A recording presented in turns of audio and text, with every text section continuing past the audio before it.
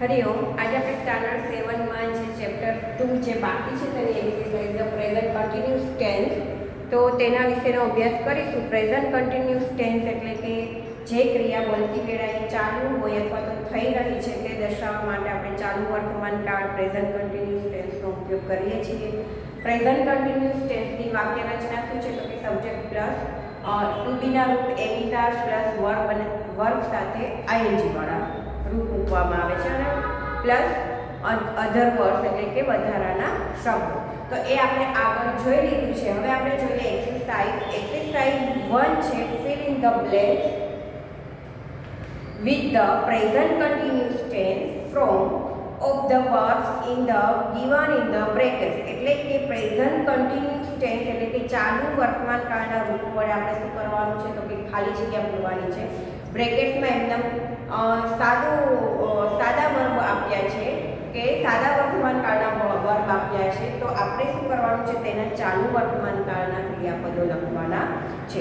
તો અહીંયા જુઓ એક્ઝામ્પલ આપ્યું છે કે અરુણા એન્ડ આશિષ, ખાલી જગ્યા ઇન ધ ક્લાસ અને બ્રેકેટ્સમાં આપ્યું છે ટોપ.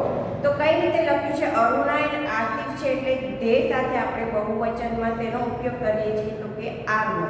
તો આર તો લાગે જ.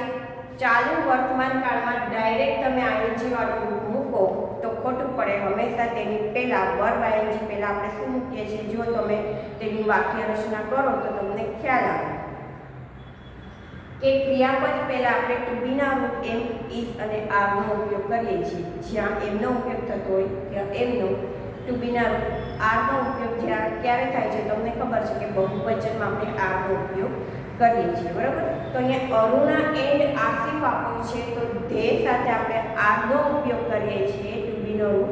તો અહીંયા આર વપરાણું છે. Aruna and Asif are talking. પછી ટોકનું શું થઈ ગયું? વર્બ સાથે આઈએનજી વાળું મૂકવાનું ટોકિંગ. તો એ જ રીતે પહેલું જે છે એ આપણે જોઈએ એક્સરસાઇઝ 1માં પહેલું વાક્ય છે રતન, પછી લખ્યું છે ખાલી જગ્યા. હું થોડાક જ લખીશ, પછી તો તમારે તમારી જાતે લખવાનું, બરાબર? રતન ખાલી જગ્યા on the,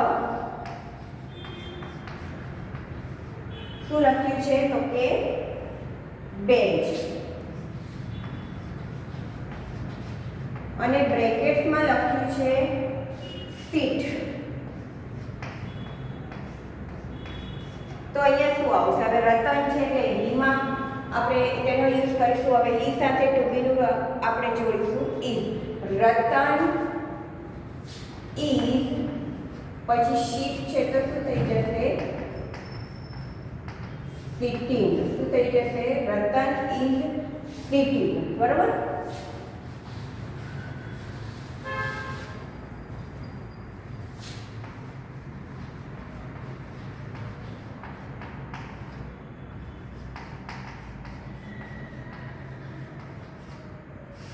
Ratan is sitting on the bench. એ પછી બીજું છે અમૃતા ખાલી જગ્યા અ પિક્ચર.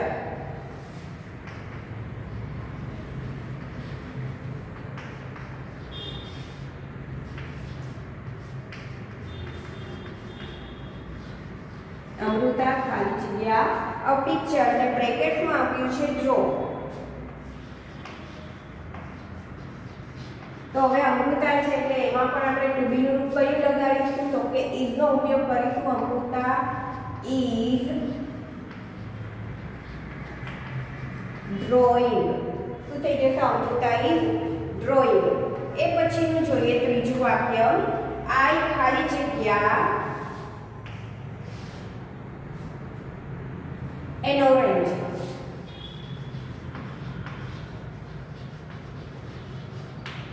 અને બ્રેકેટ્સમાં આપ્યું છે ઈટ. તો અહીંયા કઈ રીતે બનશે? આઈ ની સાથે ટુ બીનું રૂપ લાગે છે એમ. આઈ એમ ઈટિંગ. આઈ એમ ઈટિંગ, બરાબર? હવે પછી ચોથું વાક્ય આપણે જોઈએ તો કે હેમંત ખાલી જગ્યા very fast.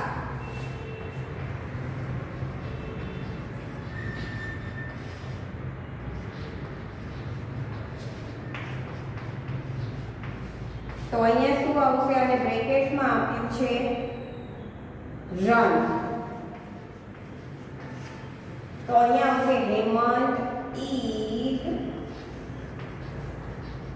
RUNNING running. Hemant is running very fast.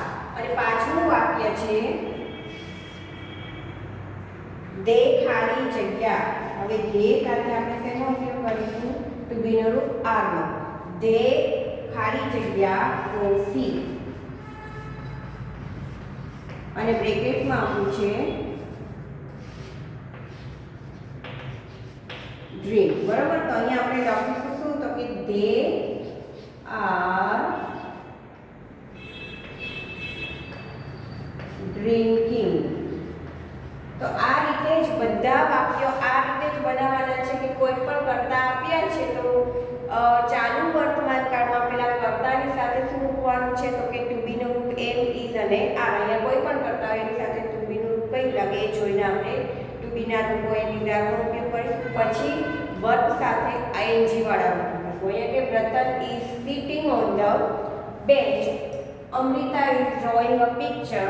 હવે આગળ નેક્સ્ટ જોઈએ. વી ખાલી જગ્યા અ લેટર. તો વી સાથે ટુ બી નું રૂપ લાગશે are. We are writing. We are writing a letter. WRITING. એ પછીનું છે નૈના એન્ડ નિતિન ખાલી જગ્યા અ બુક. તો નૈના અને નિતિન બે જણની વાત થાય છે એટલે આર નો ઉપયોગ કરીશું. Naina and Nitin R reading a book. પછી છે આઠમું મોહન ખાલી જગ્યા in the river. Mohan is swimming in the river. You ખાલી જગ્યા under a mango tree. You are standing under a mango tree. Standing STANDING. 10મું વાક્ય છે રાજુભાઈ ખાલી જગ્યા બલૂન્સ. તો ઇઝ સાથે સેલિંગ આઈએનજી વાળું રૂપ લાગશે. Rajubhai is selling balloons. પછી છે 11મું વાક્ય ધ બોયઝ. જુઓ બહુવચન છે બોયઝ. એક બોયઝની વાત નથી થતી, અહીંયા એક કરતાં વધારે બોયઝની વાત થાય છે. તો બોયઝ એટલે કે બહુવચન થાય છે અને ધેમાં આપણે ઉપયોગ કરીએ છીએ. તો ધે સાથે ટુ બી નું રૂપ આર લાગે છે. તો અહીંયા પણ ટુ બી નું રૂપ કયું લાગે? Are. They are the boys are talking. The boys are talking loudly. પછી 12મું વાક્ય છે મોહન ખાલી જગ્યા kite. Mohan is flying kite. 13મું વાક્ય વિપુલ ખાલી જગ્યા ધ બોલ. તો શું આવશે? વિપુલ ઇઝ કેચિંગ ધ બોલ. પછીનું વાક્ય છે 14મું વાક્ય we are making toys. We are making toys. અને 15મું વાક્ય છે સંજય ખાલી જગ્યા with us. Sanjay is coming with us. તો અહીંયા જે કરતા પછી આપણે શું મૂકવાનું છે? તો કે પહેલા તો ટુ બી નું રૂપ આવે ને પછી વર્બ આઈએનજી આવે. ડાયરેક્ટ તમે રતન પછી ડાયરેક્ટ જે અહીંયા બ્રેકેટ્સમાં આપ્યો હોય એનું ચાલુ મૂકી દો. ચાલુ વર્તમાન કાળ કે રતન સિટિંગ, અમૃતા ડ્રોઈંગ. તો એ ના ચાલે. એ પહેલા શું આવશે? વર્બ પહેલા આવી જશે. ટુ બી ના રૂપો એમ હોય જ્યાં એમ લાગતું ત્યાં એમ ઇઝ અને આર નો ઉપયોગ પહેલા થાય છે. હવે આપણે જોઈએ એક્સરસાઇઝ 2.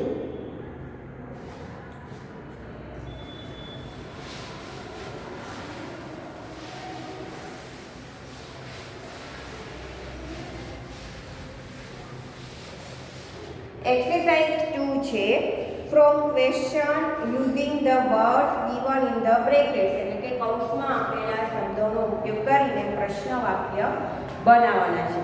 ફ્રોમ ક્વેશ્ચન એટલે કે તમને ખબર જ છે કે પ્રશ્ન વાક્ય બનાવવાના છે WH થી શરૂ થતા. એ આપણે આગળ એક્ઝામ્પલ પણ બધા આપેલા છે અને અગાઉ પણ શીખેલા છે. પહેલું છે Lakshmi is cleaning the house. તો હુ એટલે કે કોણ એ તમને ખ્યાલ છે. તો ફક્ત કર્તાના સ્થાને શું મૂકી દેવાનું છે? વુ. અને પછી વાક્ય એનું એ who is cleaning the house અને પાછળ આવશે question mark. Who is cleaning the house પછીનું છે વી આર પ્લેઇંગ ટેનિસ. અમે ટેનિસ રમી રહ્યા છે. એટલે વોટથી પ્રશ્ન વાક્ય બનાવવાનું છે. તો વોટ એટલે કે શું, અમે શું રમી રહ્યા છીએ, તો અથવા તમે શું રમી રહ્યા છો, તો યુનો ઉપયોગ કર્યા. તો કે what are you playing, what are you playing question mark. પછીનું ત્રીજું વાક્ય છે Sandeep is going home at 5 o'clock.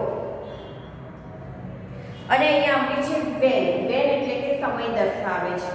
તો વેન એટલે કે ક્યારે. Sandeep is going home at 5 o'clock. When is Sandeep going home question mark. When is Sandeep going home question mark. ચોથા નંબરનું વાક્ય છે Parul and Yogita are sitting in the class. હવે વેર જે છે તે સ્થળ દર્શાવે છે કે ક્યાં. સ્થળ દર્શાવે છે તો ક્યાં હોય છે, તો કે ક્લાસમાં. તો કઈ રીતે વાક્ય હવે બનશે પ્રશ્ન વાક્ય, તો કે વેર આર ધે પણ લખી શકો તમે, વેર આર ધે પણ લખી શકો, અથવા તો where are Parul and Yogita sitting question mark. એ પછી પાછળ આપણે જોઈએ નેક્સ્ટ પાંચમા નંબરનું જે વાક્ય આપેલું છે એ છે mister Shroff is buy toys. હવે એ કેનાથી વાક્ય બનાવવાનું છે, તો કે વોટથી પ્રશ્ન વાક્ય બનાવવાનું છે. તો મિસ્ટર શ્રોફે શું ખરીદ્યું, તો કે રમકડાઓ ખરીદ્યા. એટલે what is mister Shroff buying question mark. What is mister Shroff buy, પછી આવશે ક્વેશ્ચન માર્ક. જો હું એટલે જ ક્વેશ્ચન માર્ક બોલું છું હંમેશા, અને જ્યારે અહીંયા પણ ક્વેશ્ચન વાક્ય લખું છું ત્યારે પણ હું પાછળ હંમેશા તમને કહું છું કે પાછળ ક્વેશ્ચન માર્ક આવે.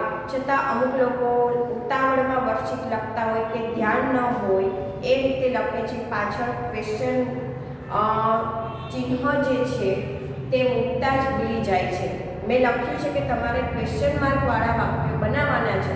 તો વાક્ય તમે સાચા લખો, પણ પાછળ તમે ક્વેશ્ચન ચિહ્ન જે પ્રશ્નાર્થ ચિહ્ન જે આવે છે તે મૂકતા તમે ભૂલી જાઓ છો તો વાક્ય ખોટું પડે. હવે અહીંયા છે mister Shroff is buying toys. તો શું આવશે, what is mister Shroff buying question mark. છઠ્ઠું વાક્ય છે Mrs Shroff is making 2 cake. How many, કેટલી કેક બનાવી રહ્યા છે, તો કે 2 કેક્સ. તો હાઉ મેની કેક્સ શું આવશે, હાઉ મેની મિસિસ શ્રોફ ના આવે, અહીંયા કેકની વાત થાય છે એટલે how many cakes. How many cakes is Mrs Shroff making. How many cake is Mrs Shroff making question mark. સાતમું વાક્ય છે Ramesh is coming home in the evening. હવે ટેનથી વાક્ય બનાવવાનું છે એટલે કે સમય દર્શાવે છે કે ક્યારે આવી રહ્યો છે, તો કે સાંજે આવી રહ્યો છે. When is Ramesh coming home. When is Ramesh coming home question mark. પછીનું છે નંદિતા એન્ડ પૂર્વી. અહીંયા લખાઈ ગયું છે PHURAVI, એટલે પૌર્વી લખ્યું છે. Nandita and Paurvi are reading and English poem. Which. Which એટલે કે ક્યુ પુસ્તક વાંચે છે, તો કે ઇંગ્લિશ પુસ્તક વાંચે છે.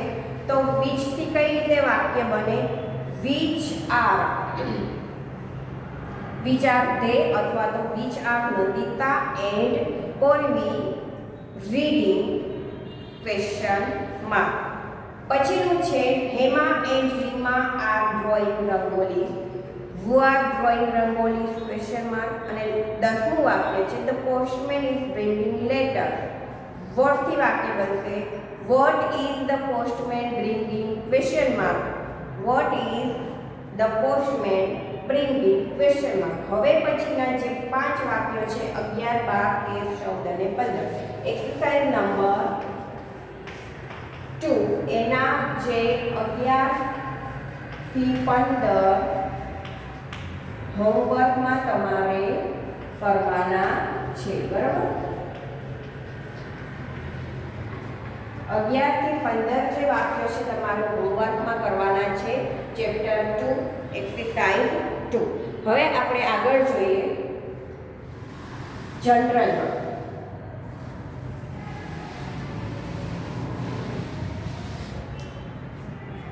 જનરલની બુકમાં આપણે જોવાનું છે જે આપણે ફર્સ્ટ સેમેસ્ટર જે છે એમાં આપણે 16 ચેપ્ટર જોયા હતા, egg and milk.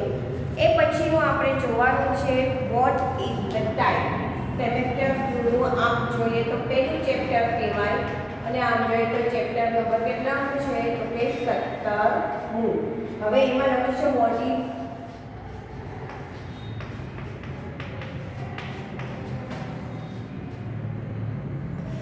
the time question mark.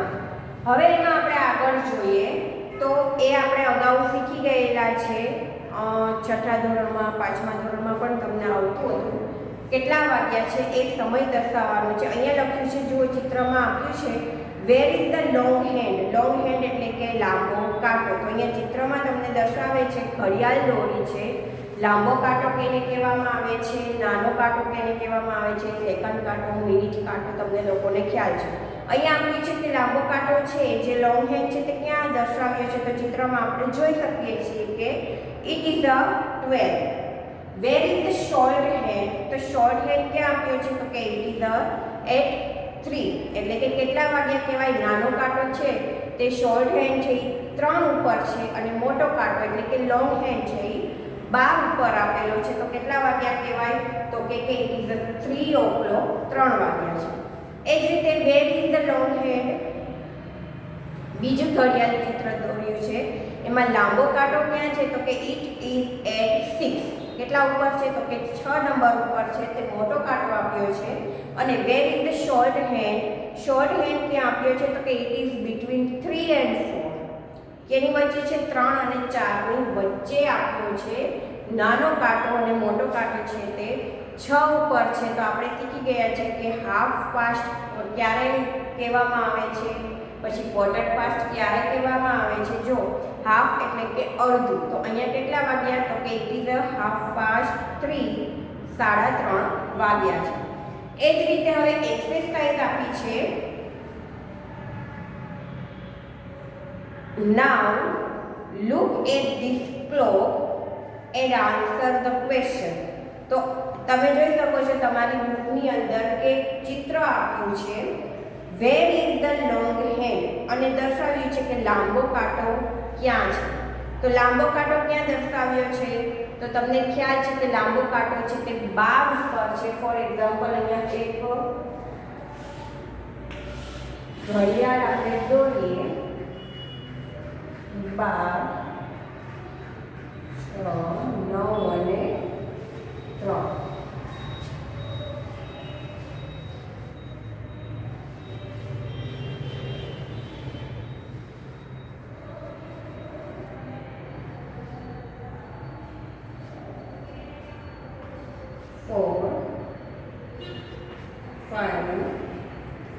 બહુ મોટી ઘડિયાળ થઈ ગઈ.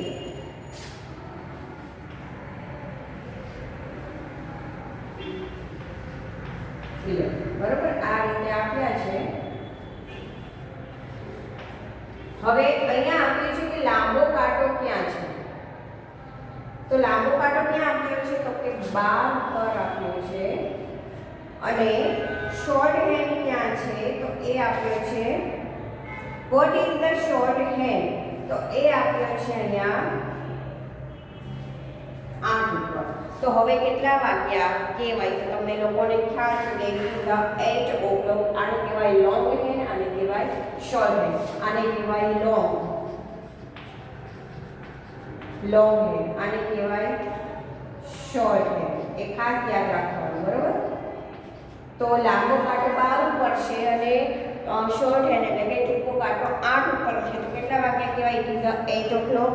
એ પછી આપણે જોઈએ વેર ઇઝ ધ લોંગ હેન્ડ. તો લોંગ હેન્ડ હવે ક્યાં આપેલો છે તો તો આપ્યો છે 6 ઉપર. હવે લાંબો કાંટો આવી જશે 6 ઉપર અને where is the short hand એ છે બિટવીન 8 ઓર 9. એટલે તમારે શું લખવાનું રહેશે? It is between 8 and 9. It is between 8 and 9. પછી લખ્યું છે વોટ ઇઝ ધ ટાઈમ. તો હવે ટાઈમ શું થયો? તો શું લખવાનું? It is a 8:30. It is અ 8:30 એટલે કે 8:30 વાગ્યા છે.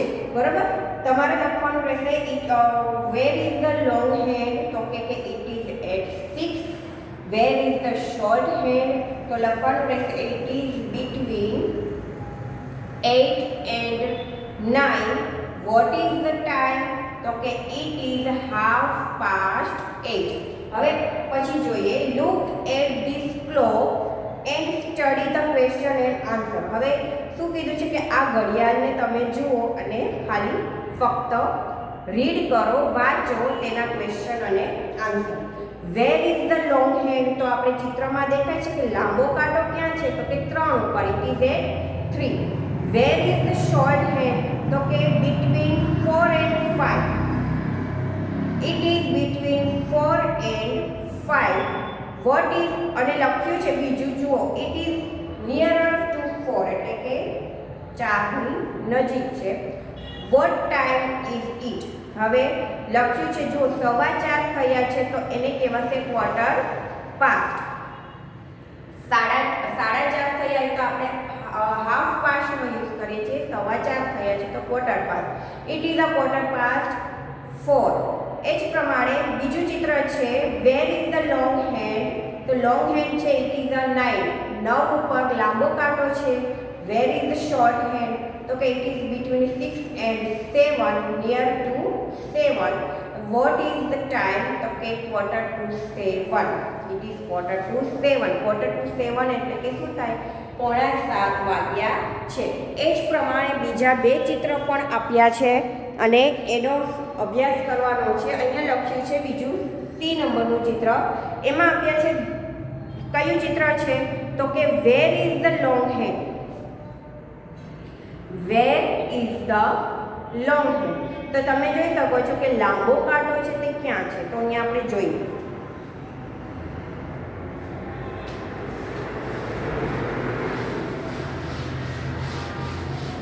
Where is the long hand. તો લાંબો કાંટો આપ્યો છે 2 ઉપર. લાંબો કાંટો ક્યાં છે? 2 ઉપર. અને where is the short hand. તો કે બિટવીન શું લખ્યું છે? Short hand 10 and 11. તો vote is the time it is? તો કે ઇટ ઇઝ ધ 10:10. એટલે કે 2 ઉપર કાંટો છે અને 10 અને 11 ની વચ્ચે થોડોક કાંટો આપ્યો છે નિયર 10. મતલબ કે 10 ની નજીક કાંટો છે. તો કેટલા વાગ્યા કહેવાય કે 10 ની ઉપર 10 એટલે કે 10 વાગીને એની ઉપર 10 મિનિટનો સમય છે તે વીતી ગયો છે. તો અહીંયા આવશે ઇટ ઇઝ 10:10. એ પછી જોઈએ વેર ઇઝ ધ લોંગ હેન્ડ. બીજું ચિત્ર આપ્યું છે બાજુમાં. તો ઇટ ઇઝ એટ 8. લાંબો કાંટો ક્યાં છે? 8 ઉપર છે. Where is the short hand. It is between 5 and 6 એટલે કે નિયર કઈ બાજુ છે? તો કે 6 ની નજીક આપેલો છે. તો હવે કેટલા વાગ્યા કહેવાય? What time is it? તો કે ઇટ ઇઝ 20 to 6 એટલે શું થાય કે 6 વાગવામાં 20 મિનિટની વાર છે. It is 20 to 6. બરાબર? હવે એક્સરસાઇઝ 2 જુઓ. Look at this clock and write the time by each. હવે અહીંયા આપ્યું છે ક્લોક આપ્યું છે અને લખ્યું છે પહેલું તો એક્ઝામ્પલમાં આપેલું છે કે ઇટ ઇઝ ક્વાર્ટર ટુ 2. લાંબો કાંટો ક્યાં છે? તો કે 9 ઉપર છે અને શોર્ટ હેન્ડ ક્યાં આપેલો છે? ટૂંકો કાંટો તો કે 2 ઉપર આપેલો છે. એટલે ઇટ ઇઝ ક્વાર્ટર ટુ 1:45 વાગ્યા છે. એ જ પ્રમાણે બીજા નંબરનું છે તો સાવ ઈઝી છે. શોર્ટ હેન્ડ છે 7 ઉપર અને લોંગ હેન્ડ છે તે 12 ઉપર છે. એટલે શું લખવાનું રહેશે? It is 7 o'clock. It is 7 o'clock. ત્રીજા નંબરનું છે શોર્ટ હેન્ડ આપ્યો છે 8 ઉપર અને લોંગ હેન્ડ આપ્યો છે 3 ઉપર. 3 ઉપર પ્રોપર 3 ઉપર નથી, 2 અને 3, બિટવીન 2 અને 3 એટલે કે 2 અને 3 ની વચ્ચે આપ્યો છે. અને જો સેકન્ડ કાંટા દર્શાવ્યા છે તો આપણે જોવાનું કે સેકન્ડ કાંટો છે તે ક્યાં આવ્યો છે. તો કે ઇટ ઇઝ 30, 15 નથી થઈ, 15 મિનિટ નથી થઈ, પણ 13 મિનિટ થઈ છે, 8 ને 13 મિનિટ. ઇટ ઇઝ 13 past 8, 8ની ઉપર 13 મિનિટનો સમય વીતી ગયો છે. It is 13 past 8. અને લાસ્ટ છે વોટ ઇઝ શોર્ટ હેન્ડ. તો કે શોર્ટ હેન્ડ એટલે કે ટૂંકો કાંટો છે એ બિટવીન 9 and 10 અને લોંગ હેન્ડ છે તે 5 ઉપર એટલે કે લાંબો કાંટો 5 ઉપર દર્શાવ્યો છે. તો કે કેટલા વાગ્યા કહેવાય? તો કે ઇટ ઇઝ 25 past 9 એટલે કે 9ની ઉપર 25 મિનિટનો સમય છે તે વીતી ગયો છે. It is 25 past 9. બરાબર. તો અહીંયા આપણે જોયું ગ્રામરમાં ચેપ્ટર નંબર 2 જે છે તે કમ્પ્લીટ કર્યું. પ્રેઝન્ટ કન્ટિન્યુઅસ ટેન્સ એટલે કે ચાલુ વર્તમાન કાળ, અને જનરલમાં આપણે કમ્પ્લીટ કર્યું ચેપ્ટર નંબર 17. તો એ બંને જે છે આજે આપણે સેકન્ડ સેમના પાઠ પૂર્ણ થયા. સેકન્ડ સેમમાં આપણે જનરલમાં જોઈએ તો આપણું સેકન્ડ સેમનું પહેલું ચેપ્ટર કહેવાય, અને આમ જોઈએ તો 17મું ચેપ્ટર કહેવાય. 17મું ચેપ્ટર આપણે જોયું વોટ ઇઝ ટાઈમ.